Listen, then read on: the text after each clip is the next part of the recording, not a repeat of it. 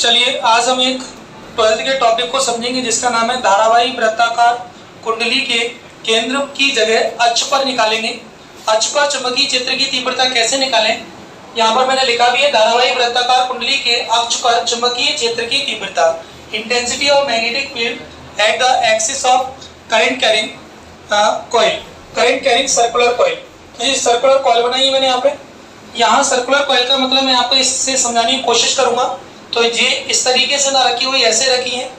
तो इसके अंदर जो करंट फ्लो हो रहा है वो लगातार इस तरीके से करंट फ्लो हो रहा है। तो एक यहाँ पर एलिमेंट होगा डीएल और एक एलिमेंट नीचे होगा, जिसे हम बोलेंगे डी एल डैश कह दो चाहे डीएल ही कह दो, उसको ए डैश बी डैश के नाम से जाना गया है। अब देखिए ए बी की जो डायरेक्शन है वो इधर अगर मैं यहाँ पर लेट करता हूँ तो वो नीचे की ओर होगी डीएल डैश, या अगर मैं यहाँ लेट करा तो नीचे की ओर डीएल डैश, तो इसलिए डीएल डैश इधर को हो गया और इधर का होगा वो डीएल डैश जो कि ऊपर की ओर होगा वो इधर की साइड होगा ना, आगे की ओर यहाँ लेट करें तो वो इधर की ओर हो जाएगा, यहाँ डीएल डैश नीचे की ओर जो ऊपर की ओर। और मान लीजिए इस ए बी के कारण हम इस पॉइंट पी पर पायो सेवर्ट के नियम से डीवी निकालें, तो वो डीवी निकलेगा क्या उसको देखिए। डीवी की जो वैल्यू होगी वो होगी म्यू 0 अपॉन 4 पाई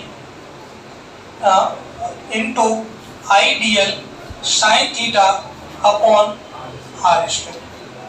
अब देखिए थोड़ा सा इसे एक चीज और देख लो, इसमें यहाँ पर जो ए है वो इसकी रेडियस है और एक्स यहाँ से तक की दूरी है, जिन दोनों के बीच का एंगल थीटा है। अब आपको अगर इस लाइन को थोड़ा सा इधर घुमाना पड़े तो अगर ये लाइन यहाँ होती डीएल तो ये सीधी इसकी डीवी की डायरेक्शन सीधी होती, लेकिन ये भी थोड़ी यहाँ से इधर को खिसक गई है तो इसकी जो डायरेक्शन है जी वाली डायरेक्शन वो भी इधर को आ जाएगी। तो ये डीवी की जो डायरेक्शन होगी ए बी के कारण जो इंटेंसिटी निकली वो थोड़ी क्या होगी, तिरछी होगी। ऐसे ही ए डैश बी डैश अगर इस तरीके से है मान लो तो इसकी डायरेक्शन होगी कहाँ की ओर होगी, ऊपर की ओर होगी, लेकिन जब इधर को हो गया है तो कहीं ना कहीं आपका जो डायरेक्शन है वो भी इधर को हो जाएगी। तो ये किसकी डायरेक्शन होगी, डीवी डैश की डायरेक्शन होगी। अब आपको मान लो जी एक्स है जी ए है, तो इसमें अगर पाइथागोरस थ्योरम लगा दें और तो आर वेक्टर की हम वैल्यू निकाले, इसे पोजीशन वेक्टर कहते हैं, तो इसकी वैल्यू क्या निकलेगी, mod of R vector equal R under root के अंदर X square plus A square, क्योंकि जो आपका लंब हो जाएगा, सॉरी लंब ये नहीं होगा क्योंकि थीटा यहाँ पर है, तो जो आपका आधार हो जाएगा जो आपका लंब होगा, तो ई होगा आपका लंब यानी परपेंडिकुलर और एक्स होगा आपका आधार। इसके बाद क्या करेंगे हम लोग, जो डीवी दिख रहा है देखो इस वाले को जो डीवी वेक्टर है तो इसके यहाँ पर भी एंगल है theta 90 minus theta, theta 90 minus theta, theta 90 minus theta होगा जी थीटा 90 माइनस थीटा। तो यानी जी वाला एंगल जो एंगल जी दिख रहा है वो थीटा इसके बराबर होगा, वो इसके बराबर होगा। जो दोनों ही एंगल जब थीटा है आपके तो अपन इस वाले वेक्टर को यानी जो डीवी वेक्टर है उसे क्या कर सकते हैं, वियोजित कर सकते हैं, तोड़ सकते हैं। किसमें, एक cos थीटा में और एक sin थीटा में। तो जो आपका एंगल है उसके एंगल के जस्ट सामने होता है परपेंडिकुलर, और परपेंडिकुलर के अलोंग यानी जो ही परपेंडिकुलर है उसके अलोंग हमेशा ही क्या आएगा, साइन आएगा।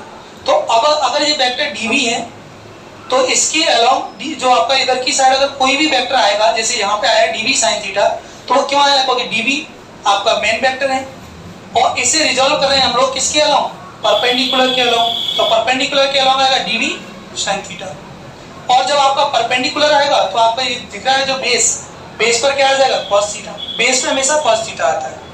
ऐसे ही इसको भी रिजॉल्व करना है, तो इसे करने का तरीका क्या है कि आपका जो एंगल है तो यहाँ पर 90 डिग्री होगा, सॉरी यहाँ पर जो थीटा है तो यहाँ पर परपेंडिकुलर होगा, और जब ये परपेंडिकुलर होगा तो परपेंडिकुलर के अलावा क्या आ जाएगा, डीवी डैश साइन थीटा, जिसकी डायरेक्शन भी इधर को ही होगी। याद रखना यही डायरेक्शन आपकी डीवी की भी डायरेक्शन है। अब जो कंप्लीट डीवी नहीं बी, कोई कंप्लीट बी तो इसी पे चलेगा, डीवी की तो जे है, डीवी की जे ये डीवी डैश की है, तो बी की डायरेक्शन क्या होगी, कंप्लीट बी की, जो कि इन दोनों से मिलके बना है, क्योंकि D V sine theta D V dash sine theta ऐसे कई सारे कंपोनेंट हो सकते हैं, तो सब इसके ऊपर ही चलेंगे, है नहीं, सारे के जोड़ते चलेंगे अपन। अब कुछ एक बात बताओ, जेबी डीवी डैश है डीवी है, दोनों के एलिमेंट सेम है, तो ये दोनों क्या होंगे, सेम होंगे हमेशा। तो मैं अगर यहाँ पे लिख रहा हूँ पायो सेवर्ट के नियम से कि इस पॉइंट P पर, मैं यहाँ पे भाषा लिख लेता हूँ थोड़ा सा, बिंदु P पर बायो सेवर्ट के नियम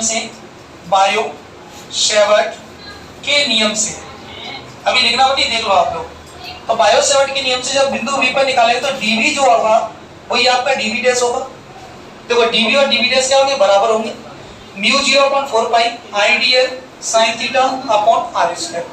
और जो आर की वैल्यू देखो यहाँ क्या लिखी है, रूट के अंदर X square plus A square upon यहाँ रख देंगे।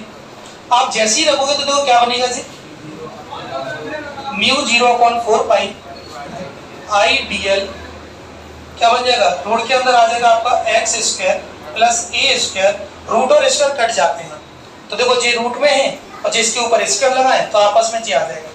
अब इसके बगल में एक चीज और है साइन थीटा, हम इसकी वैल्यू निकाल लेंगे चूंकि या किंतु साइन थीटा लगाओ इसमें, इस डायग्राम में देखो साइन थीटा इसमें लगाओगे आप, जे एंगल है इसके आगे क्या है, जे परपेंडिकुलर है तो परपेंडिकुलर अपॉन क्या होगा, बेस ए अपॉन एक्स, नहीं जे परपेंडिकुलर अपॉन हाइपोटेनियस होता है, perpendicular upon hypotenuse, perpendicular upon base तो 10 हो जाएगा तो क्या होगा जी, एक्स नहीं होगा आर होगा।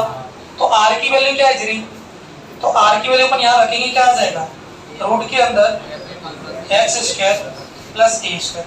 अपन निरंची स्थिति में काम कर चुके हैं, वहां पर भी अपन को साइन थीटा की जगह कॉस थीटा की जरूरत पड़ती थी, शायद याद करो है ना, वहां किसकी जरूरत पड़ती थी, कॉस थीटा की। तो वहां पे क्या लिखते थे, आधार बटे कर्ण, यहाँ पे क्या है परपेंडिकुलर अपॉन हाइपोटेनियस, तो आर है अपना hypotenuse root X square plus A square.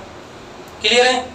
अब क्या करेंगे अपन, इस वैल्यू को उठा के कहाँ रख देंगे, यहाँ रख देंगे, वही सॉल्यूशन है, खत्म। अतः समीकरण 1 से, अतः समीकरण 1 से अब जैसे हम इसमें रखेंगे तो देखो मैं यहीं पर यूज कर लेता हूँ, डीबी आएगा अपना, डीबी क्या आएगा, mu 0/4 pi I D L sine theta, sine theta तो यूज करना है, आर की वैल्यू अपन ने ये रख ली है x square plus A square, sine theta क्या है ए अपॉन रूट में x square plus A square.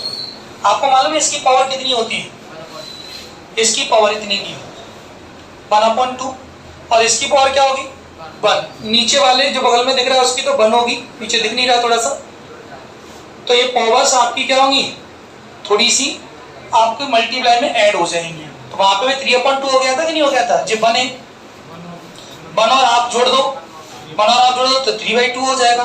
तो देखिए मैं यहाँ पर लिख रहा हूँ इसे, तो डीवी क्या बनेगा, डीवी बनेगा म्यू 0, जिसे डाउट है तो पूछ लेना आप लोग, आई डी एल मल्टीप्लाई में ए और नीचे हो जाएगा रूट में sorry x square plus A square की पावर 3/2।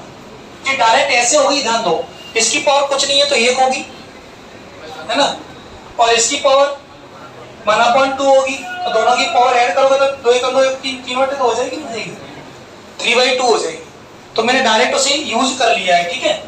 अब मुझे एक बात बताओ, जितना डीवी निकला है और अगर हम पूरी कॉइल के कारण निकालें, पूरी कॉइल के कारण तो क्या होगा, पूरी कॉइल के कारण हम इसका सिग्मा निकाल देंगे, चाहे तो हम सिग्मा कर दें चाहे इंटीग्रेशन कर दें, सिग्मा भी कर सकते हैं इंटीग्रेशन भी कर सकते हैं, तो अपन सिग्मा से कर रहे हैं, ठीक है से।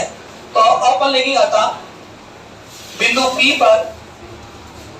P पर परिणामी तीव्रता, कैसी तीव्रता, परिणामी चुंबकीय क्षेत्र की तीव्रता, इसे इंग्लिश में लिखेंगे thus resultant intensity of magnetic field at point P। तो वो क्या होगी, B बराबर जो निकलेगी सिग्मा ऑफ dV, सिग्मा मतलब समेशन ऑफ dV, समेशन मतलब जोड़, यानी ऐसे कई सारे एलिमेंट होंगे सबको ऐड कर दो और सबको ऐड जैसे ही करेंगे तो बता सिग्मा की वैल्यू पुट करो यहाँ पे, म्यू 0 सिग्मा की नहीं इसकी dV की, mu 0/4 pi I D L A upon X square plus A square 3/2।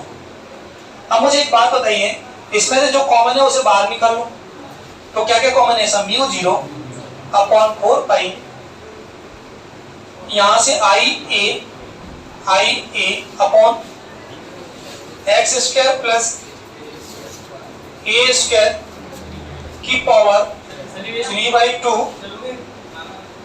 3/2 इसकी जगह जो सिग्मा दिख रहा है, इसकी जगह पूरी की जगह सिग्मा डीएल यूज कर सकते हैं।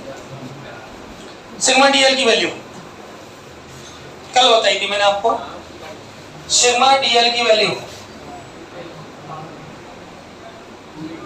सिग्मा डीएल की वैल्यू क्या है? 2 पाई आर होगी, लेकिन यहाँ रेडियस क्या है? यहाँ तो देख लो, यहाँ रेडियस ए है, तो क्या हो जाएगा जी? 2 पाई ए। मल्टीप्लाई कर दो वही आंसर, कठिन तो है नहीं है वैसे। जैसे आप इसका मल्टीप्लाई करो तो इस स्टेप को मैं यहाँ ऊपर लिख रहा हूँ, देख लो। तो बी क्या आ जाएगा आपका?